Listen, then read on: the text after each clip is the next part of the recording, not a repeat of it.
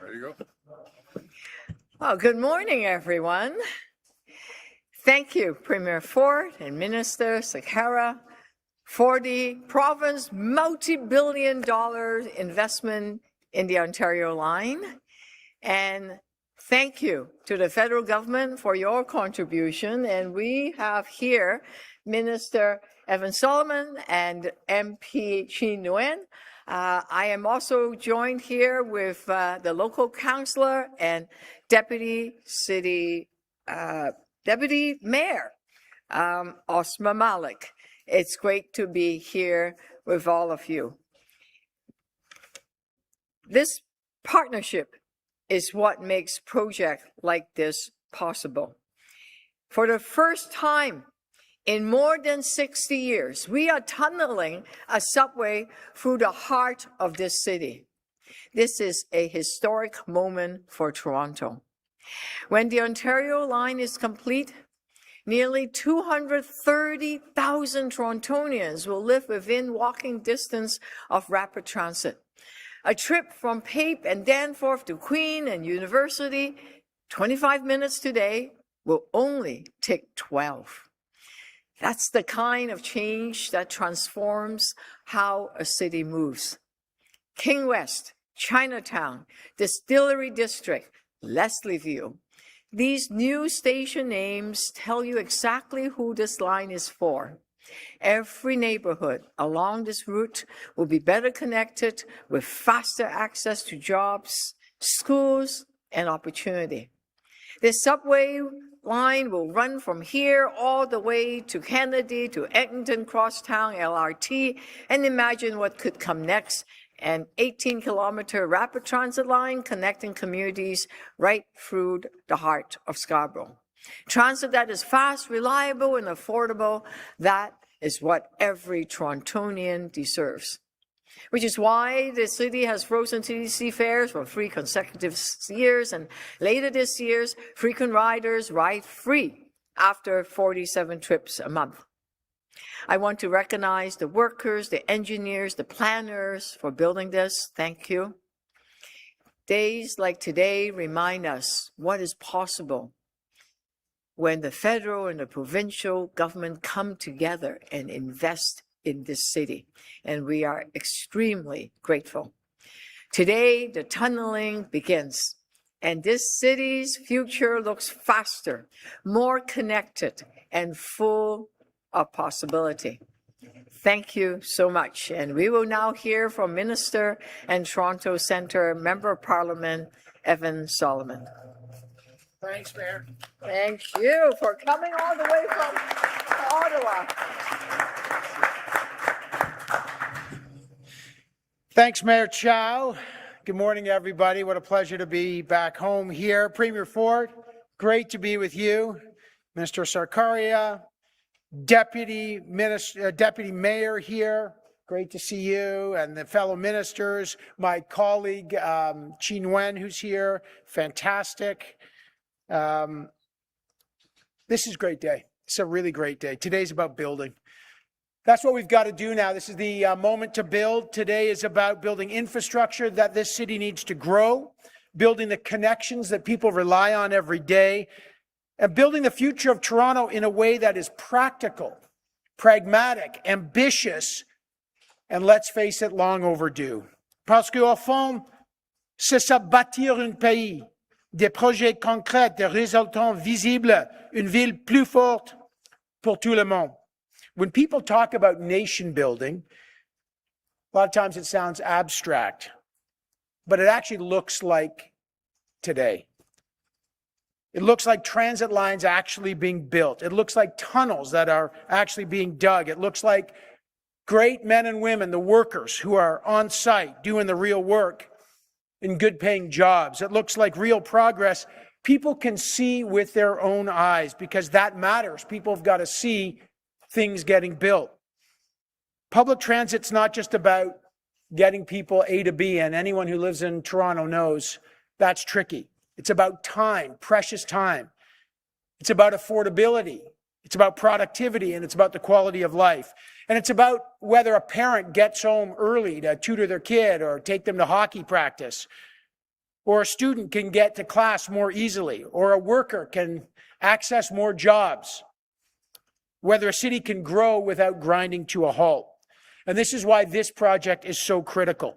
The Ontario line will connect communities. It's going to reduce congestion, cut commute times, as the mayor talked about, and support a cleaner, more efficient city. And today's start of tunneling on the underground portion of the line is a major step forward. It's one of those moments when a project moves from promise to proof. On peut le sentir, le projet avance, il prend forme, et il devient réel.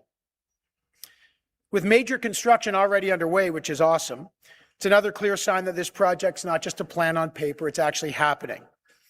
The federal government, and I'll speak on behalf of the Minister of Transport, the Minister of, the Prime Minister, Mark Carney, who wants to build, and build the right way. This is a part of that progress. Since 2021, the federal government is investing $10 billion towards the 4 major transit projects in the GTA. This one, the Ontario Line, the Scarborough Extension, the Eglinton Crosstown West Extension, and the Yonge North Subway Extension, all part of $28 billion investing in public transit.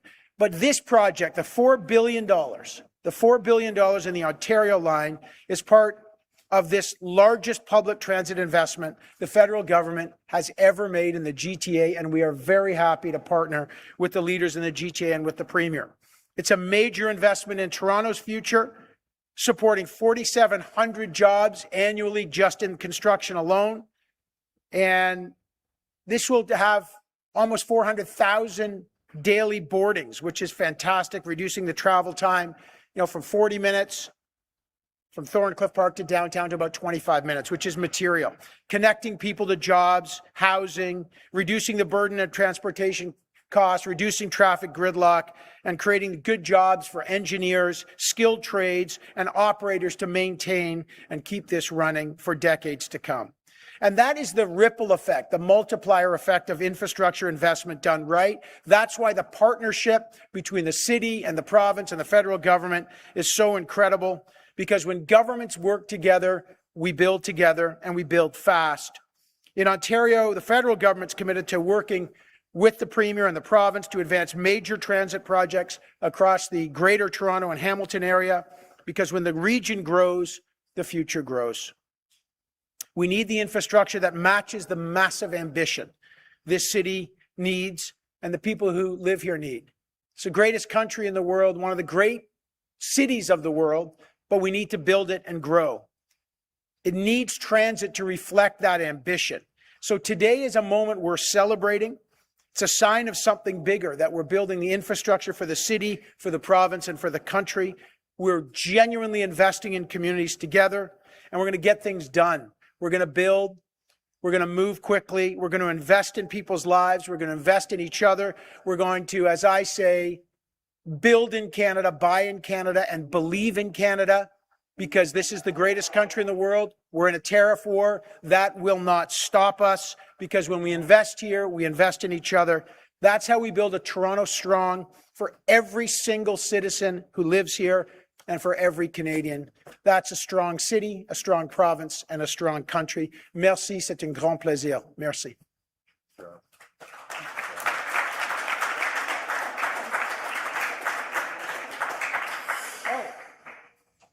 Now, Minister Sarkaria. Thank you very much, and good morning, everyone. And thank you to Minister Solomon for the kind introduction. And of course, always great to work with our federal counterparts to deliver on one of the largest public expansions of public transit in not only Canadian history, but North American history. It's also great to be here with Premier Ford, who's been a visionary and a leader for public transit in the city of Toronto and across the province, and also with Mayor Chow, who've had a great opportunity to work with, and my colleague, Minister McCarthy, who is leading on an interim basis the infrastructure file and has been a pleasure to work with. I also want to take an opportunity to acknowledge the team from Metrolinx, Michael Lindsay, the CEO, who is here with us today, our chair, Nick Simone, both of whom have been so incredible at getting this project to where it is today, but also every other one of our projects. So I thank them for their tireless work every single day. And we're here today to mark a major milestone in what is the largest subway expansion, not only in Canadian history, but North American history. Our government is on a mission to get transit built for the people who need it the most, to fight gridlock and to get people and goods moving. And we're doing it while we're supporting thousands of good paying jobs for the workers of Ontario. In Toronto, we opened the Eglinton Crosstown LRT. This brought fast, reliable transit to tens of thousands of more people every single day. Line 5 serves 123,000 riders each weekday across 25 stations and stops, and it has cut travel times from Kennedy Station to Mount Dennis by an hour. That's an hour back in your day, every single day, 7 hours back in your week. It's incredible the change it's having with the residents and individuals across the city. We also opened the Finch West LRT.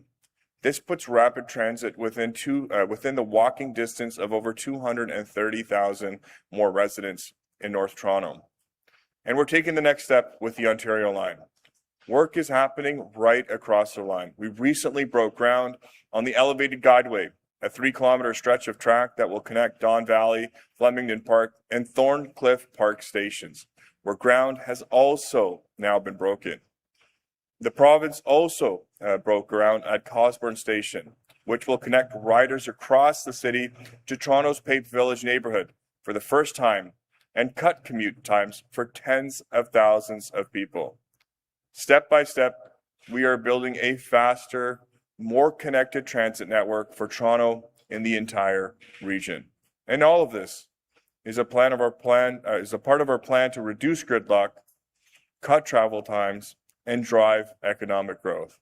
With that said, I'll now turn it over to Premier Ford. Thank you.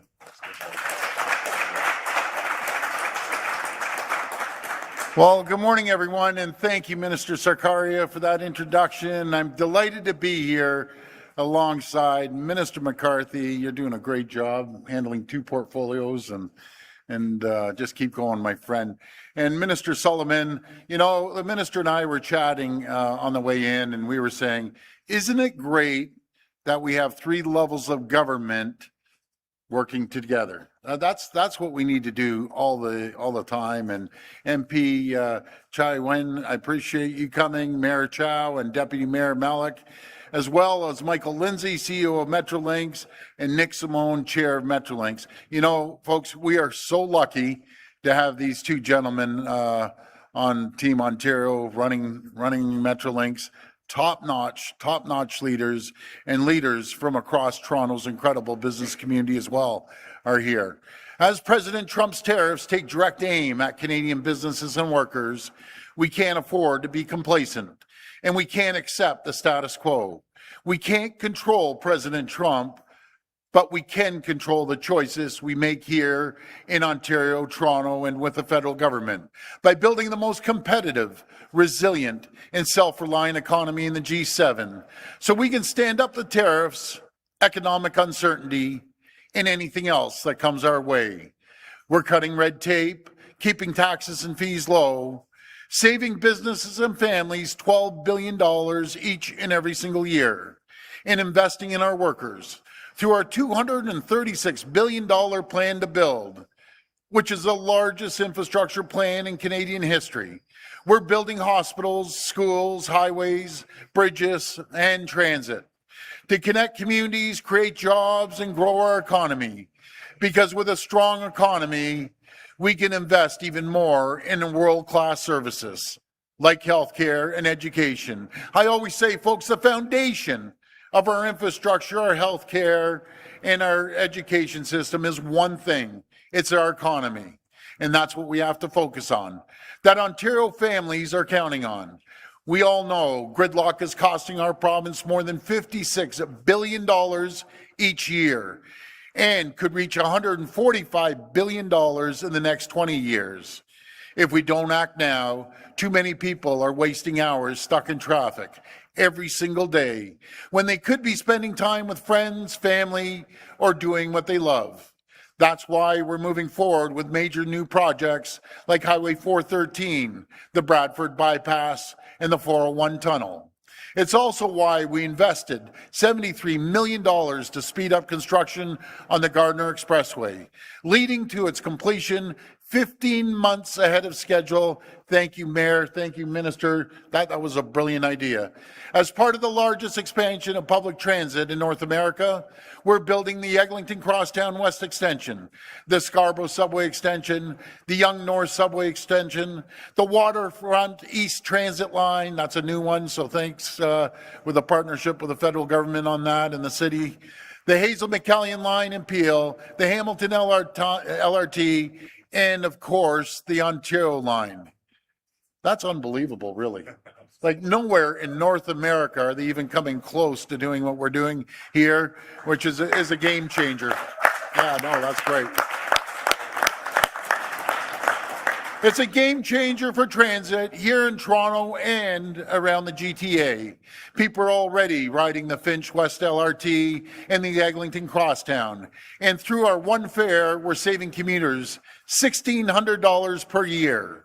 Our government is also providing record support for the City of Toronto, including nearly $1 billion for 55 new Line 2 subway cars, which will be built right here in Ontario by Ontario workers at Alstom and Thunder Bay. You know, when we go travel, and I know Vic Fideli travels around the world, we came back from Texas, there's no place anywhere in the world that does everything that we do here in Ontario, no matter if it's building trains or building planes or automobiles or mining or largest nuclear facilities in the world. AI is the way to go, and tech, and thank you for your leadership, Minister, and we're going full steam ahead. And I had one customer, I look at them as customers actually, when I went down to Texas, I had one company say, there's no better place to invest when it comes to tech and AI than right here in Toronto, GTA, Ottawa as well, Waterloo. So we're just a powerhouse when it comes to that. And as we build, folks, and as we build, our Buy Ontario rules mean that we will be using Ontario steel, lumber, machinery, and anything else we can so Ontario tax dollars support Ontario workers. As part of our plan to build, today I'm thrilled to be at the site of the future Ontario line at Exhibition Station as we mark another important milestone with the official start of tunneling on the downtown segment of the Ontario line, which will be the first subway tunnels dug under the downtown core, think of this, in over 60 years. Right now, 2 tunnel boring machines are about to begin digging twin tunnels, which will run 6 kilometers from the launch shaft near Exhibition Station to just west of Lower Don River.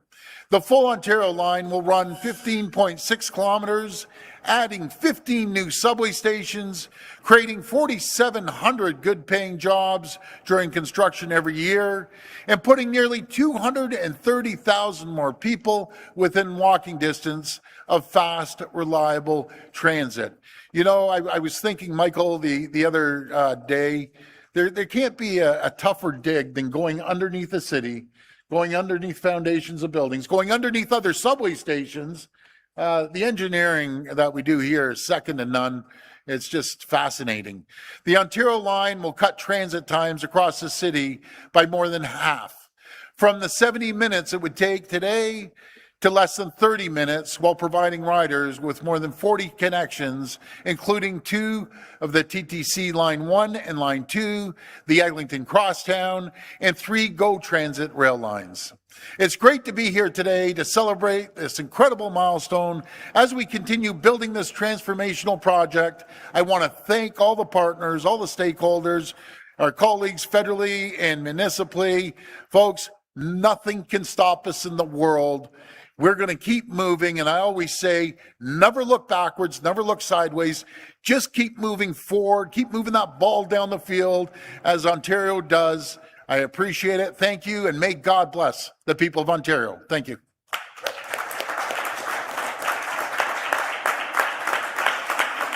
We will now take questions from the media. Media present can line up behind me and ask their questions through the microphone. As a friendly reminder, the format is one question and one follow-up. Please state your name and your outlet before your question. First question. Mark McAllister from City News. Actually, a question for Mr. Lindsay, if you wouldn't mind approaching the microphone. The last time we had heard from you about a completion date on the Ontario line, you had said early 2030s. You're marking this as a milestone that's on time. Is that going to change anything, and can we expect this project to be on time? Good morning, everybody. I'm delighted to confirm that the answer is the same one I gave you in Davisville, early 2030s. But what Minister Solomon said, I just want to come back to it for a moment, right? Even the start of tunneling operations on the Ontario line does not mark the start of major construction progress on this project. Underground stations along the entirety of the downtown that our partners at OTG have done such a great job of excavating, and now they are furnishing, whether it's the northern stations and the ground that we've broken on that, the major structures that are starting to cross the Don, the civil infrastructure component of this project is hitting its milestones. And for what it's worth, I would encourage everybody, when you leave here today, to take the pedestrian bridge that has been built to get you to Exhibition Go Station, look down into the scale of the work that is being done. We moved this event inside today. We are still no more than 25 meters away from where tunneling will actually happen. It's happening next to an existing rail corridor that has to keep providing service. The complexity of this job is tremendous, tremendous. And I'm proud to say that we're still hitting all our civil infrastructure milestones. Next question for the Premier, if possible. Premier, you've got an emergency situation that's been declared in the middle of this province in the Minden area with all kinds of flooding taking place. You're currently advertising the Ontario Corps as a volunteer organization to help with emergency situations, yet we haven't heard anything about the Ontario Corps moving in to help out.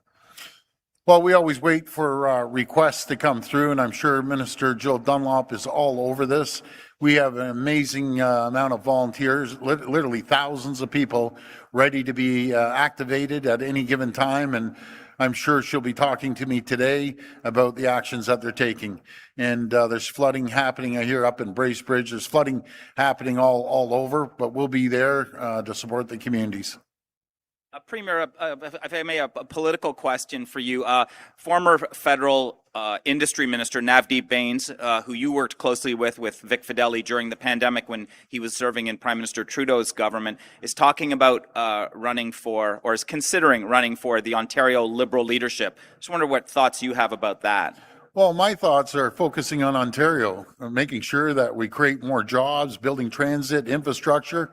That's up to them. I'm just focused on Ontario 100%. You don't think that he'd be a pretty formidable opponent, given that you've said before, I think, that he was a champion when you're working with them. Everyone's are champions, but I'm focused on Ontario. I'm focused on making sure that we create more jobs and drive economic development. I'll let them decide who's going to be running, and we'll go from there when that happens.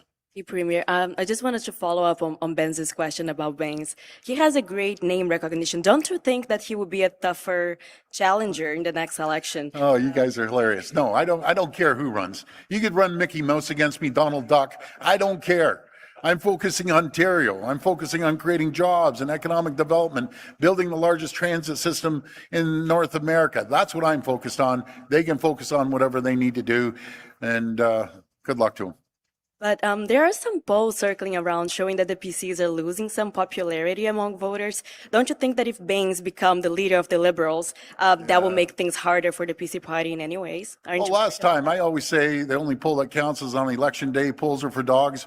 But the last time I checked, our polling would end up with another majority if the election was happened today. For the fourth majority, that's never been done in the history of this province. But I don't care. Things change. You know, you're up one day, you're down the next. The only time it counts is on election day. That's what I'm focused on. I'm not worried about that.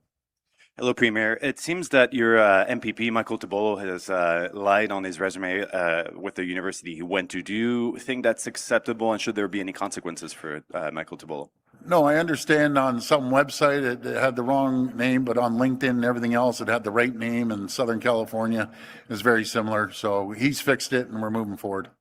And there's been a couple close calls in the last couple of months with Go Transit and the Up Express. The Metrolinx has caught it in time, but the consultants they hired, not so much. I know you've lamented the Trudeau government's use of McKinsey consultants before. Do you think Metrolinx uses too many consultants?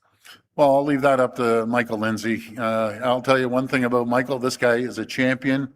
He's the best operator that I've ever met in North America. He's doing an incredible job. And the good thing is that we did catch it. You know, you're running a transit line, one of the largest in North America. There's going to be bleeps, but it's how quickly you react, and he reacted immediately. I'm sure if Michael Lindsay would want to comment on that. Sure. Go ahead, Michael. Thank you, sir, for the question. If I could begin by just saying, I really, really like that the topic of rail safety is as prominent as it is right now in this jurisdiction. It's something that we get up every day thinking about, and the public conversation about it allows us to reinforce some of the key messages that we need out there, because the Premier's right. We move 300,000 people a day, and that's independent of what the TTC does. A ton of people move on rails in this city, and I would just ask everybody who is watching this press conference to consult, whether it's Operation Lifesaver or other sources of information about staying safe on railways, all of the great videos that they do. In this particular instance, Metrolinx standard track inspection, a geometry car, caught an increasingly widening gauge. It's not very uncommon, for what it's worth, on railroads. Ask freight rail partners or other transit agencies. And yes, unfortunately, there was a service implication. It took a couple of hours for us to resume UpX service, but safety comes first. And to your question, sir, I promise you, we hold our third-party operators and maintainers. These weren't consultants in this case. This was a third-party firm that does maintenance for us on the Pearson subdivision to account for their processes. And we've already had those conversations about how we learn even from a potential near miss like this, and we'll continue to do so. Good morning, everybody. I'm Charlie Pinkerton from the Trillium. Premier Ford, my questions are for you. The first one is just if your government would be willing to follow the lead of Manitoba with respect to surveillance pricing on food products. Is this something that your government would be open to banning here in Ontario? No. I believe in a capitalist society, free market. The market dictates. If ABC grocery store wants to compete against the other one, that's what the true driver is. Free and fair competition, and let the market dictate on the food prices. So you're okay with grocery stores charging people, surge prices on things like potatoes and basic food items? Is that what I'm gathering? No, you're trying to, Charlie, I don't know why you try to put words in my mouth. I did not say that. I said, let the market dictate. There's no better way of letting people get lower costs on no matter if it's cars or homes or groceries than competition. That is what we believe in. That's a capitalist society, a market. The other one is socialism. Socialism does not work. You go around and dictating and overseeing every single price. No, if there's collusion on pricing, I'll go after them and tear them to shreds. But nothing beats free market. Hi, good morning, Premier. It's Colin DeMello from Global News. I wanted to ask about the 150 people who have been accidentally released from jails in Ontario since 2021. Your your Solicitor General has said that he's going to get down to the bottom of it. You said you're going to get down to the bottom of it. But about a year and a half ago, the Solicitor General actually received a briefing note in which it laid out all of these numbers. And since he received that briefing note, there were an additional 39 people who were accidentally released from provincial jails. How is it acceptable to you that now, a year and a half after being informed, the Solicitor General is only now looking to get to the bottom of it? Colin, one person getting out, I have one word for this, totally unacceptable, 2 words, unacceptable. And we're going to get, I can tell you, they had to pull me off the ceiling when I heard this. We're going to find out what happened. We're going to go to root cause, and we're going to make sure not one single inmate, not one, gets out that door. And it happened in the courts, I understand as well. But how do you get people mixed up? Like, you got to be kidding me. It's ridiculous. Anyways, I am on this like no tomorrow. How do you let these people out? It's ridiculous, unacceptable, and I'm going to be all over it. I am all over it right now. I can assure you 1,000% since I heard this story the other day. The question, though, is how is it acceptable that your minister, the Solicitor General responsible for the entire jail system, has known about this for a year and a half and is only now getting down to the bottom of it? How is that acceptable for a minister of the Crown? Colin, I can tell you, Michael Kersner is doing an incredible job. I told him it's unacceptable. The deputy ministers who's in charge of correctional services, there has to be accountability. I'm getting down to root cause, and we aren't going to let one more person slip out of the door. It's unheard of, and I'm absolutely furious over it, to be honest with you. Hi, Andy Takagi with the Toronto Star. We have a TTC report detailing concerns that Bill 98 could allow the minister to set fares, take revenue, and set service levels for the TTC and affect its budget. To the Premier and to the Minister, why take over the TTC's main financial power? And to the Mayor, are you concerned about this? Go ahead. Bill 98, to be very clear, is an advancement of the One Fare program. You know, we've seen over 72 million people have free transfers last year, $1,600 saved back into the pockets. We've seen, when we've done surveys, the last one I saw, over 37% more people are more likely to take public transit because of One Fare. This is about making sure transit agencies are speaking to each other, they're talking to each other, and we're encouraging more of a seamless journey for transit users across the province. And like we've said from the start, it's about a consultation process. We're going to work with everyone. We're going to make transit more affordable, accessible. Today, we're marking a significant milestone in the start of tunneling for the Ontario line. We're building a world-class system, and we need a system that's more integrated, that talks to each other. But that being said, whether it's the TTC, whether it's York Region Transit, or any of our transit agencies, we're going to consult with them. We're going to work with them. And just like we did on One Fare, which has been an unbelievable success, not only for transit users and agencies, but for all that interact with it, we're going to have something that is truly transformational come out of it. But it will be a very consultative process, but one that looks at working together with all transit agencies. Oh, go ahead, Mark. The One Fare program save ordinary folks hundreds of dollars because they don't have to pay again. It's easy, it's whether you're taking GO train and transit into TTC system, collaboration, seamless transition, saving money, that's a good thing. We will continue to collaborate and work together with the Metrolink, with the Ontario government, with a very clear principle. Let's work together because that will always make us stronger. Number two, make fares affordable. Let's not see it going up, and make it as seamless as possible so that all of the different system, whether it's subway, GO train, or streetcars, rapid transit, all of it interconnected. That is our aim. You know what increases ridership, and I know the mayor's doing an incredible job working on this every single day, are two things: cleanliness and safety. That's how you get people riding more transit. Have the cleanest subway system in the world and the safest. And I know the mayor's working extremely hard on that. But the powers in this bill seem to give the province a lot more power beyond just harmonizing fares. It could take revenue from the TTC and redistribute it. Is this? No, we aren't going to be doing that. Are you thinking about possibly reviving your idea of taking over the TTC? No. Folks, let me tell you something. The mayor and I have an incredible relationship. We agree, we'll disagree, but we all have the same common cause, and that's to make the city of Toronto and Ontario a better place to live. And I know the federal government feels the exact same way. We're fortunate to have Minister Solomon here today. He's a real crackerjack. He's going to get things moving on the tech side as well, and other areas that he's responsible for.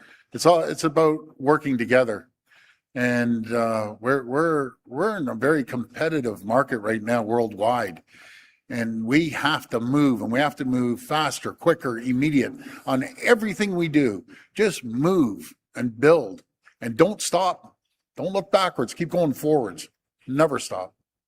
Isaac Callan, Global News. My question's for the Transport Minister and then hopefully for the Mayor as well. We've seen cities in North America charging additional costs for their World Cup travel tickets. Boston, New York, both making train tickets about $100 that are normally commuter. If either Metrolinx or the TTC considered raising fares on World Cup match days, or if not, can you rule it out? Not Metrolinx, absolutely not. In fact, Michael and his team have been working extensively, and Nick, with how we can increase service and make that journey more seamless, integrating schedules, and I know working with other transit agencies across the province as well. So absolutely not increasing fares. In fact, we're going to increase services to accommodate for the number of individuals that will be in the city, and also make it that much easier to use public transit, whether it's Up Express or our Lakeshore lines as well. Transit needs to remain affordable. No fare increase. There's no fare increase 3 years running under my watch. And yes, a lot of integration between GO and TDC, because you want to make it simple as people, the world coming to the city for a World Cup. We wanted that they could take transit, public transit. And so we're doing integration. We are working together, collaborating, and I'm sure there will be other announcements as the game approaches. And we're almost there. And for the Transport Minister again, and possibly Michael Lindsay, we're seeing 15-minute service return on Lakeshore East, but we're still not seeing express service on that line. Can you give us an idea of when that's returning and what the holdup is?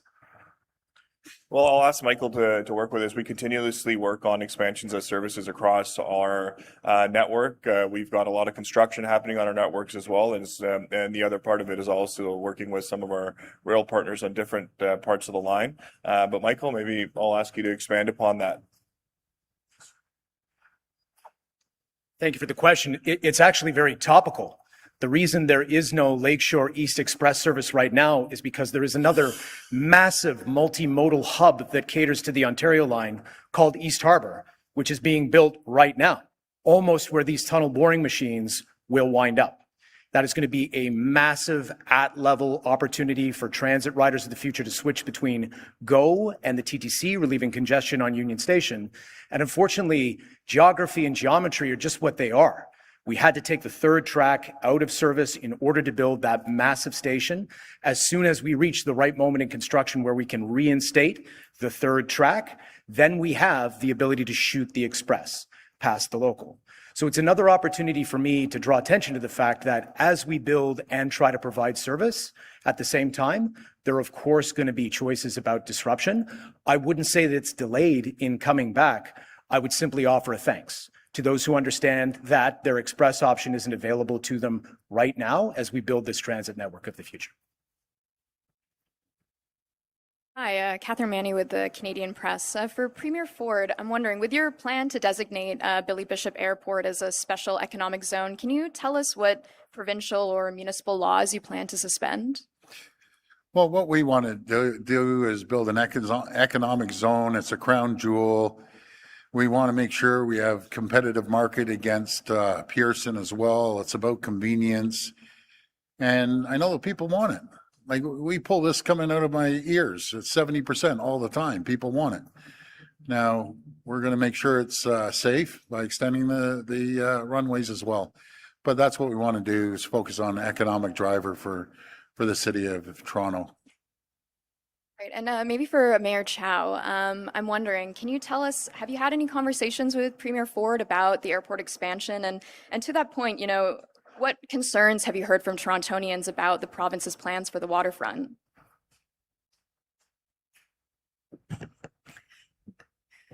We love our city waterfront. It's a beautiful place to be.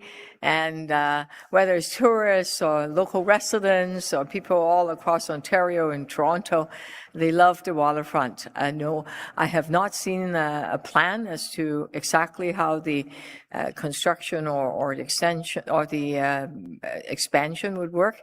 One thing I do know, though, is that this is construction season, and we need to extend that runway to make it safe, because for a long time the Billy Bishop Airport runway is too short. So that's why the federal government said, the transport minister said, that by July of next year the runway needs to be expanded so that it's safe. I think that is my first priority, keeping the flight that are coming in and the passengers safe. And as to how and what in future, I wait to see a plan. Let's work together to make the waterfront as successful as possible. So you haven't had any conversations with the Premier? Not with detailed plan. I have not seen one yet. Premier Siobhan Morris, CTV News. Hi, Siobhan. This comes from my colleagues at CTV in Ottawa. Data from the City of Ottawa shows that there's been a steady increase in speeding through school zones since speed cameras were turned off and removed. Do you still stand by that decision to remove them, even though this looks like people are indeed speeding more than they were before? Okay, so we've already given them $4 million. This is a no-brainer. Put speed bumps in. You don't slow people down by getting a ticket 4 weeks or 6 weeks down the road. You put speed bumps in. I'll be there Monday. I'll talk to the mayor. It's not hard. And doesn't take long. Put the speed bumps in. It's like a no-brainer. Anyways. This will be the last reporter. Yes. Thanks for taking all our Save the best to last. Richard, how are you? Thank you very much. Thanks for taking our questions, sir. Okay. I know you mentioned you're pro free market, but the grocery store, but a lot of Ontarians are really struggling at the grocery store. It's $100 for a few items now. It's crazy. I agree. Believe me, I go grocery shopping, folks, and the prices are through the roof. And do you know what causes that? Is the gas prices are super, super high right now, transporting goods. We got to buy as much as we can in bulk here in Ontario and take care of our farmers. But sorry for cutting you off. No, not at all. The mayor and her council colleagues came up with one idea to try and mitigate this, and that's city-run grocery stores in some low-income areas. Premier, do you think it's time for some Ontario-run grocery stores so people can afford the essentials? Okay, I love the mayor, okay?